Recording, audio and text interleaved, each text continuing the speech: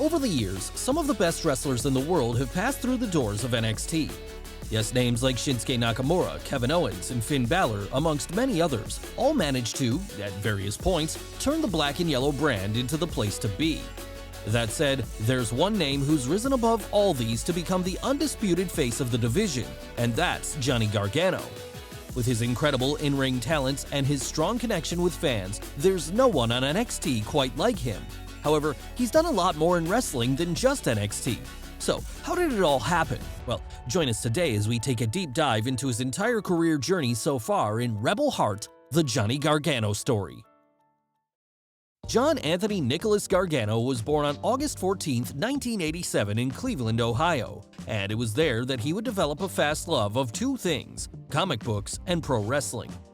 Of course, he had other interests outside of these, but the fantastical worlds of each always held a special place in his heart, as those tales of good triumphing over evil would go on to help shape the man he would become as he worked his way through high school and into adulthood.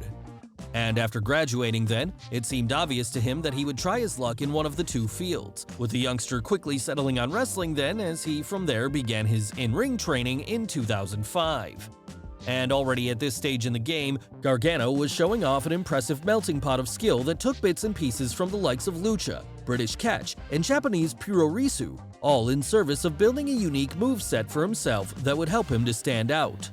So with these pieces in place then, he would go on to find early success on the local indie circuit, all while trying to make some cameo appearances on grander stages as he would wrestle tryout matches with both TNA and Ring of Honor, while also making an appearance on an episode of SmackDown as Cedric Von Hausen, the champion of Liechtenstein and cannon fodder to MVP.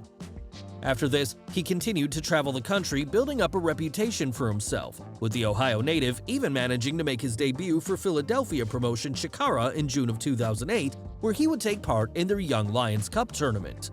And all that, as it happened, would eventually lead to a chance meeting between him and indie legend Colt Cabana at an All-American Wrestling show in Chicago the next year, with Cabana there telling the Ohio native that he had something special in him and that he could put him in touch with Gabe Sapolsky, the, at the time, booker of Evolve and Dragon Gate USA, with the hopes of getting him a job.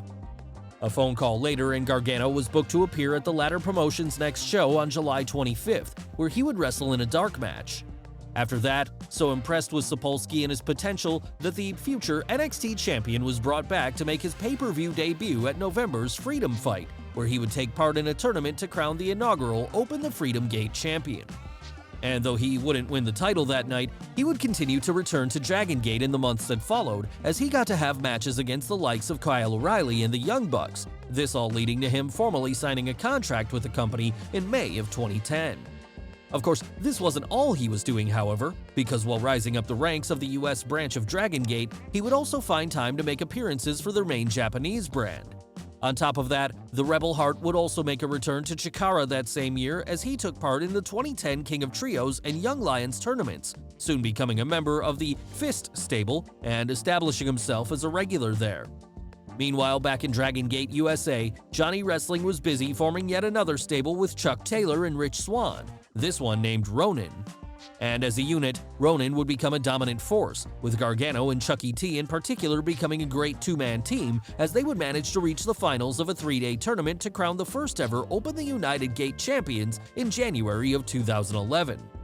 But despite going through pretty much every other notable team on the roster to get there, Ronin would ultimately be bested in the final when Pac and Masato Yoshino were able to get the victory over them, stopping them from becoming champions. And from there, things would only go from bad to worse as the stable suffered a number of high-profile losses in the months that followed, eating pins from the likes of Cima and Austin Aries. Luckily though, Gabe Sapolsky had another promotion, and it was there, during Evolve's first ever internet pay-per-view on April 19th of that year, that the future face of NXT would return to his winning ways as he picked up a win over John Davis. After that, he returned to Dragon Gate where he would start racking up further victories, with him now having his sights set firmly on the promotion's top prize, the Open the Freedom Gate Championship. And on November 13th, he would finally get his shot at this when at Freedom Fight 2011, he faced off against the, at the time, champion Yamato, and ultimately went on to beat him as he went on to reign as the top dog on the show after that, having successful defenses against stars like Ricochet in the months that followed.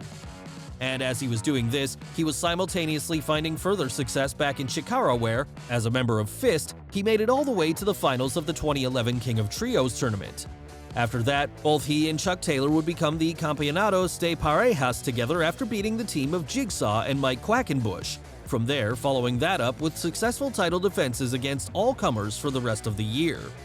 They would only lose the belts, in fact, when, towards the beginning of 2012, Johnny Wrestling suffered a back injury, this taking him out of action for the next few months. When he did finally return in the spring, he would find himself working dual roles as, over in Chikara, he and Chucky T would regain their tag team gold, all while back in Dragon Gate, they would feud with each other into the summer. And this all eventually led to a showdown between them at June 29th's Evolve show, this coming soon after that promotion had merged with Dragon Gate USA to become one big super show. On that night, Gargano was able to get the win, however, not long after, rumors began spreading that he had signed a developmental contract with WWE. Quick to squash these rumors then, the Ohio boy announced that he had not, in fact, signed with Vince McMahon's promotion and had instead extended his Dragon Gate Evolve contract for a further 2 years, this allowing him to continue his run at the top as he went on to put his rivalry with Chuck Taylor to bed when he beat him in an I Quit match at Enter the Dragon 2012. Following this up by racking up further title defenses against top contenders such as Akira Tozawa, John Davis, and Brian Kendrick. Back in Chikara, however, the Rebel Heart was still riding high with Chucky T and the rest of Fist, with them even adding a new associate member in the form of Sugar Dunkerton to the ranks. This, however, was not enough to quell the growing issues they were all beginning to have with each other by then, and it would all eventually boil over in early 2013 when Icarus, another member of the stable, turned on Johnny. This seeing the Dragon Gate champion quit not only the group in disgust, but also the promotion as a whole. Of course, the reason for the exit was that by then, Gargano had decided to focus all of his attention on making Dragon Gate Evolve the top indie in the country, and so felt that spending too much time elsewhere was taking away from this goal. Of course, that wasn't to say there wasn't still the odd appearance to be made in other places though, as it was in March of 2013 that he would make his debut for Pro Wrestling Guerrilla, teaming with his on-again, off-again companion Chuck Taylor to take on the Young Bucks for the PWG World Tag Team titles. And though they were unsuccessful in winning the gold that night, the duo would continue to return to the promotion sporadically over the next few months, with Johnny Wrestling even taking part in the 2013 Battle of Los Angeles tournament, making it all the way to the semifinals before being pinned by Michael Elgin. After that, he would pick up a big-time win over Roderick Strong, this making him the #1 contender to Adam Cole's PWG World title, a shot he would eventually receive on December 21st of that year, but would ultimately lose, somewhat putting a damper on his Christmas. But things weren't all bad, because in his personal life, somewhere around this time, he'd begun dating fellow wrestler Candice LeRae, with the two having hit it off after working a number of intergender matches together, and by now becoming a serious item and one of the it couples on the indie wrestling scene.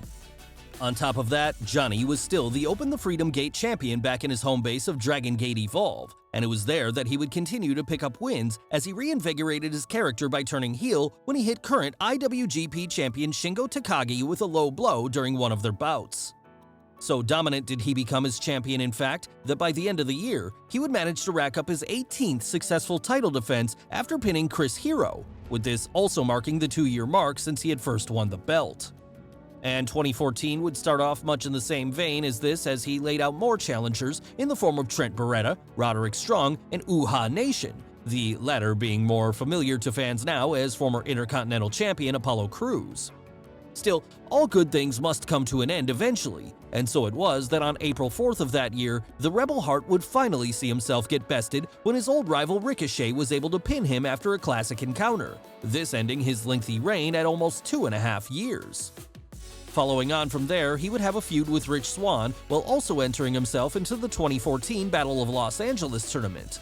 And after that, he would get a chance to regain his lost gold during Dragon Gate's tour of China in November of 2014, where he would challenge and beat Ricochet in the much-anticipated rematch to once again become the Open the Freedom Gate champion. From there, his next challenge would see him go up against Evolve champion Drew Galloway in a title unification match. Unfortunately for the Ohio boy though, when the time for that match came on March 28th of 2015, it would be the Scotsman who would pick up the win, taking home both belts with him in the process as he became the undisputed champion of Gabe Sapolsky's extended wrestling universe.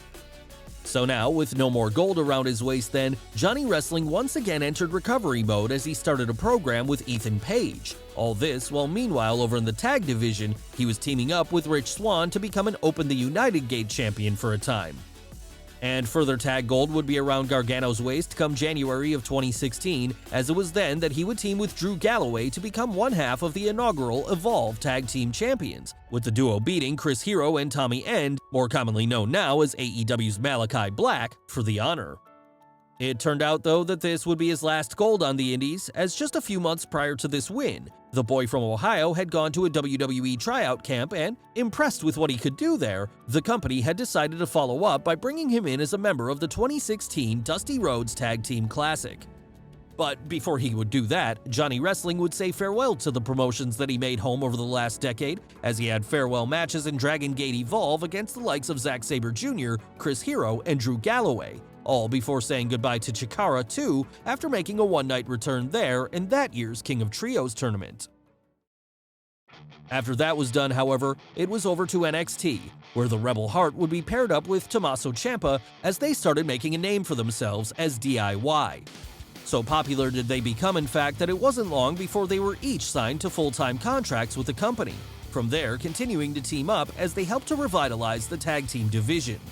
Yes, it was around this time that Triple H had started putting more focus on his tag team division, with teams like The Revival, TM61, The Authors of Pain, and of course DIY, helping to make it the best part of the show week in and week out for a time. And it would be against The Revival that Gargano and Ciampa would have an absolute classic bout over the NXT Tag Team titles at August 20th, 2016's TakeOver Brooklyn 2, coming out on the losing end of that one in the end, but proving that they were future players in the process. And as if that wasn't enough, Johnny's personal life was also booming at this time too, as it was in September of this year that he and Candice LeRae would get married, with the two remaining together happily to this day. Back in the ring though, and it would be all business as DIY continued to go from strength to strength. Come November 19th TakeOver Toronto, in fact, they become NXT Tag Team Champions, with them from there going on to hold these belts for the next 2 months, fending off all challengers until eventually the Authors of Pain were able to put them down at January 2017's TakeOver San Antonio. And this was where things started to fall apart for the duo as it turned out, because in the months that followed, as they repeatedly failed to regain their gold, Tommaso Ciampa's fury would build silently, with this all ending up culminating in him turning on his partner after their match at May 20th's TakeOver Chicago, driving him headfirst into the LED board at the top of the stage as he did. What would come out of that moment would probably be the defining feud of NXT, as over the next 3 years, both men would find themselves locked in an epic battle that saw each win, lose, and even switch allegiances over the course of it. That said though, an injury picked up by Blackheart on the very night of his turn threatened to blow the whole thing before it could even get started. While he was out recovering then, the company pivoted and told the story of Johnny Wrestling's fall from grace as he went on a lengthy losing streak, his confidence having been shattered by the betrayal of his former friend. And it took a while for him to rediscover himself after that, but eventually the Rebel Heart was able to regain some of his old confidence again as he began winning once more, with him ultimately finding himself taking on top contender Andrade Cien Almas at August 19th's TakeOver Brooklyn 3 in an unofficial #1 contendership match. Unfortunately though, the specter of Ciampa was enough to cost him the victory that night, as Andrade's manager Zelina Vega was able to distract Gargano with a DIY shirt towards the end of the bout, this being enough to give her client the time he needed to pick up the win. Yes, it seemed like the former Dragon Gate champion wouldn't be able to truly move on until he settled his beef with his old friend. That wouldn't happen right away though, as before it did, the beating heart of NXT would recover once more, rising up the ranks and eventually finding himself earning a title shot against Andrade, who had become the NXT World Champion in the intervening time. And at TakeOver Philadelphia on January 27, 2018 then, the two of them would have their match, one that has since gone on to be considered maybe the greatest in NXT history, and was the first in that brand's history to be awarded 5 stars in Dave Meltzer's Wrestling Observer newsletter. Sadly though, for as good a performance he put on that night, Johnny couldn't pick up the win in the end. And to rub salt in the wound, as he was walking dejectedly up the entrance ramp after the bout, he would be attacked from behind by a crutch-wielding Ciampa, who from there announced his return and his intention to put his former partner down for good. And he would make good on this, as it turned out, because when Gargano got his rematch against Andrade on the February 21st episode of NXT, with the added stipulation this time being that if the Rebel Heart lost, then he would leave the black and yellow brand for good, it was Ciampa who ended up interfering and costing him not only the title that night, but his job too. Still, unwilling to let things end there, Johnny would begin invading shows soon after so as to get his revenge on the Blackheart, with this all leading to NXT General Manager William Regal announcing an unsanctioned match between the two at April's TakeOver New Orleans, where if the babyface won, he would get his job back. And of course, after another instant classic that night, Gargano would pick up the win, regaining his job in the process. That didn't mean his old DIY teammate was done with him yet though, as the feud would continue on from there, with a rematch eventually being set for June 16th's TakeOver Chicago 2, where in a bout that was arguably even better than the first, the heel would get the victory. So now, at one apiece, it felt like there needed to be a rubber match to settle things once and for all. That, however, wasn't in the plans of the Blackheart, as, with him now feeling he'd gotten the better of his foe, he next set his sights on winning the NXT title, something he would do after beating the by-then champion Aleister Black after a backfired interference from Johnny Gargano. Of course, this only made the Ohio native that much more furious. In fact, by this point, his anger was threatening to consume him entirely as he started undergoing something of a tweener turn, almost losing himself within his hatred of Ciampa. So crazed did he become that when a three-way match between both men in black was booked for TakeOver War Games 2 on November 17th of that year, it would be Johnny who would take kayfabe credit for injuring the Dutch Destroyer prior to the bout, with his reasoning being that it was him, and only him, who should get to take down his rival. And in the end, the dark side would get the better of him, because when the now singles match between the two took place at the aforementioned pay-per-view, Gargano would lose, his focus now being too fogged by anger to see clearly. Following this then, he continued to play more and more of a heel, feuding with the returning Aleister Black not long after this, then defeating Ricochet to become the NXT North American Champion for a time. After that, he would shock everyone even further when he appeared to realign himself with the Blackheart, this suggesting that he had finally fallen from grace completely. In the end though, it all turned out to be a part of his plan because, after luring his old friend in with promises of joint success once more, he would attack him on the March 13th, 2019 episode of NXT, throwing him into the LED board at the top of the ramp in an exact mirror of how the feud had started in the first place. Of course, this was supposed to lead to the ultimate final showdown between the two at April 5th's TakeOver New York, but in a cruel twist of fate, Ciampa would suffer a serious neck injury prior to the match, putting him out of action indefinitely and forcing him to vacate the title in the process. So now, forced to pivot, Triple H booked a match at the show between the top two contenders in Gargano and Adam Cole over the now vacant world title. And it was on that night where, despite not getting to finish off his long-term story, Johnny Wrestling was finally able to reach the top of the mountain after he'd put on a match arguably better than his Philly bout with Andrade, ending this by holding the NXT title above his head for the first time. Following on from there, the new champion would continue to feud with Adam Cole for a while, eventually dropping the title to him in June of that year. But when the Blackheart returned to action in October, now as a babyface once more, the dark side of Johnny Wrestling would once again rear its ugly head, as angry with fans for forgiving his old rival so easily, he would fully turn heel after costing Ciampa a world title match, this setting up the ultimate final showdown between the Rebel Heart and the Blackheart, one final beat for the April 8th, 2020 episode of NXT. Sadly though, this match wouldn't get to take place in front of a crowd as the global shutdown would happen only a few days before, somewhat dampening the effect of the whole thing. Still, the duo soldiered on anyway and put on as good of a bout as they could, with the whole thing ending with Gargano picking up the win after his wife Candice LeRae turned heel too by helping him out towards the end.